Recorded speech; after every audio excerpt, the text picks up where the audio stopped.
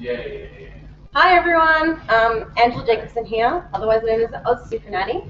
Today I'm going to show you two of my quick and easy recipes for my baby food.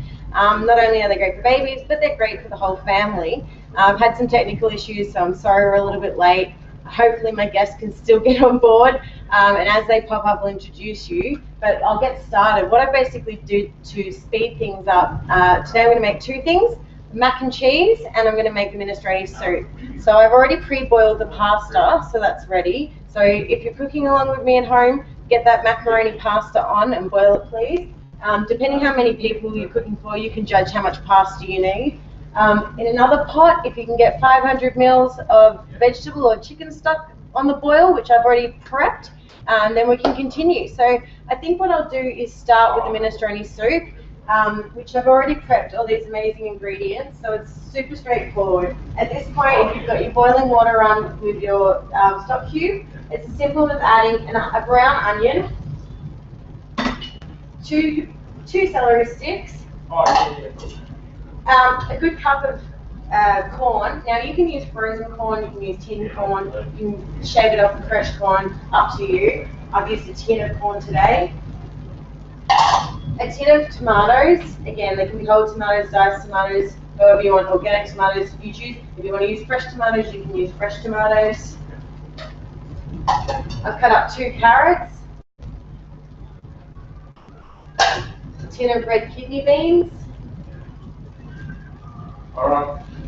2 cloves of garlic. I only take 1 in my recipe, but it's winter now here in Australia. I've got a bit of sniffles. The more garlic, the better. So it's no harm in adding extra garlic, just increases the flavour too.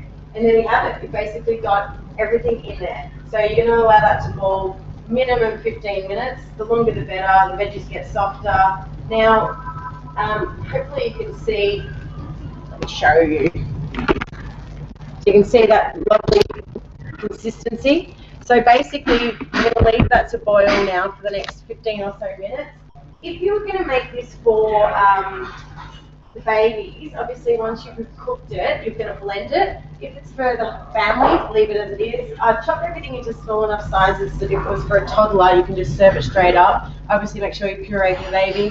Something I like to do also, just to make it have a little bit more depth and create more of a meal, is add pasta to the soup. So, get some more carbs into the kids, and it just, creates a bit more of a meal. And I would also serve that up with some lovely crusty bread. So, don't be scared to give your kids carbs because they need them. So that's basically my minestrone soup. They're simmering away. The other thing, as I said, is the mac and cheese. Now, in this pan, I've got 2 tablespoons of butter, and as I said, I've already pre-prepped the macaroni, so I'm just going to strain that unless it's still warm. And then what we're going to do is strain it and then put it into this bowl. So I've got my butter. My butter's melting here, so you can get 2 tablespoons of butter going, please. And then give this pasta a bit of a strain. So simple, so quick and easy. Pull your pasta up, strain it off. I'm going to put it in this bowl. Now, what you could do, if you wanted to make it a bit more crusty at the end, you could basically put that into an oven-proof dish, and then you can wrap it in the oven and crust it right up if that's what you want to do. So in here we've got 2 tablespoons of butter melting away. We're also then going to add a nice dollop of milk. Going to let that continue to melt and warm up. See how minestrone going over here. Lovely. So yeah, as I said, this can cook for as long as you like, and the longer the nicer the flavour.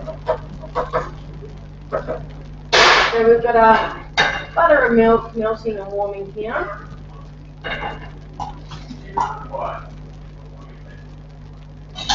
Okay, and then we are going to add in some flour, a good tablespoon. Now you need to stir fry quickly. Get that. That's essentially going to cook the flour. You don't want it to get too gluggy. You don't want it to stick to the bottom of the pan. So stirring away, and you'll see that it gets quite thick.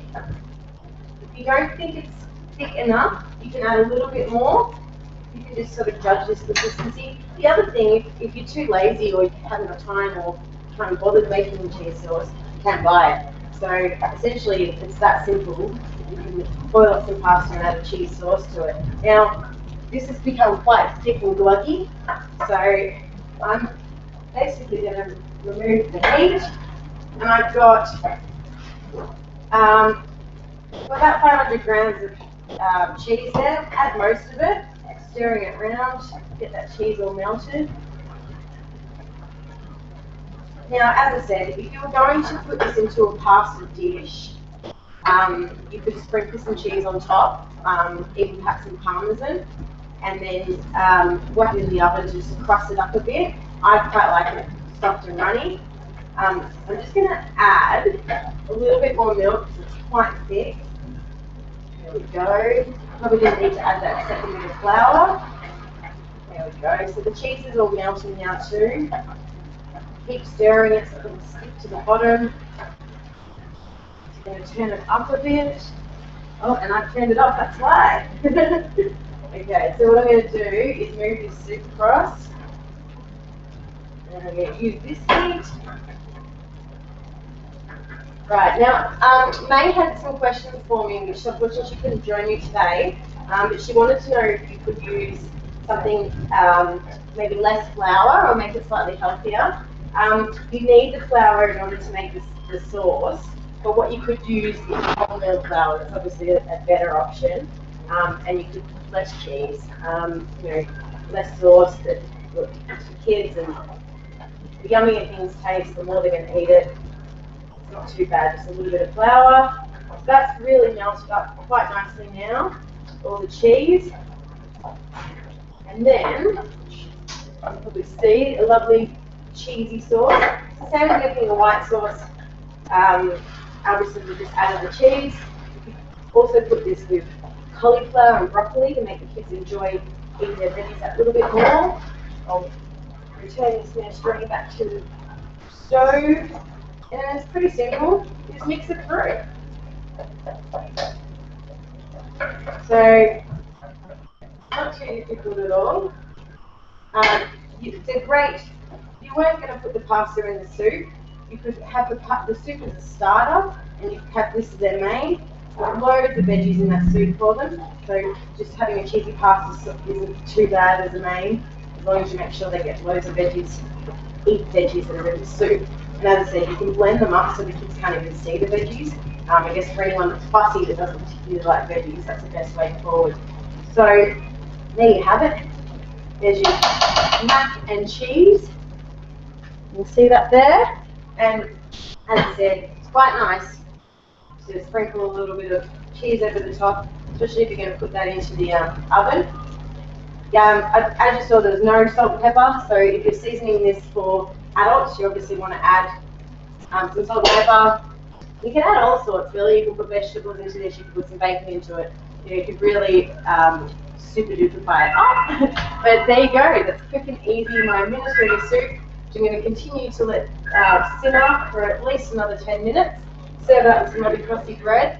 As I said, whack some pasta in if you want, blend it down for the babies, and mac and cheese ready to go. So, bon appetit and enjoy your lunch. Thanks for watching.